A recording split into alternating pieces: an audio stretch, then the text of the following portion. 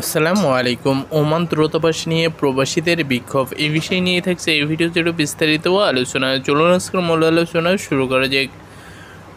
অসহযোগিতা সহ বিভিন্ন অব্যবস্থাপনার অভিযোগ উঠেছে মস্কাটের বাংলাদেশ দূতাবাসের বিরুদ্ধে। প্রবাসীদের অভিযোগ, দায়িত্বে থাকা কর্মকর্তারা উদাসীনতার বিভিন্ন দীর্ঘসূত্রতা সহ দূতাবাসে গিয়ে ভোগান্তির শিকার হচ্ছেন তারা। সময়মতো কাজ করে না দেওয়ার দূর দূরান্ত থেকে আসা প্রবাসীদের দূতাবাসের নিকটবর্তী রাস্তাঘাটে শুয়ে বসে রাত কাটাতে হচ্ছে। কনসুলার সেবাসহ বিভিন্ন কাজে প্রতিদিন দূতাবাসে আসেন কয়েকশো প্রবাসী। কাঙ্ক্ষিত সেবা তো মিলেই না, বরং অকারণে তাদের সঙ্গে দুর্ব্যবহারের অভিযোগ তুলেছেন সেবা প্রত্যাশীরা। আমাদের হাতে আসা একাধিক ভিডিওতে দূতাবাসের কাছে কয়েকজন প্রবাসীকে ভবঘুরেদের মতো অসহায় অবস্থান করতে দেখা গেছে।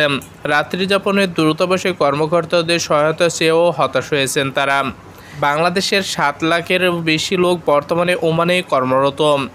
রেমিটেন্স আসার দিক থেকে দেশটির অবস্থান শীর্ষে 10-এ রয়েছে। প্রবাসীরা বলছে, দূতাবাসের কার্যক্রমে আরও গতি ফেরানো গেলে রেমিটেন্সের ধারা আরও ঊর্ধ্বমুখী হবে। এ লক্ষ্যে অন্তর্বর্তীকালীন সরকারের প্রয়োজনীয় পদক্ষেপ নেবে বলেও প্রত্যাশা তাদের।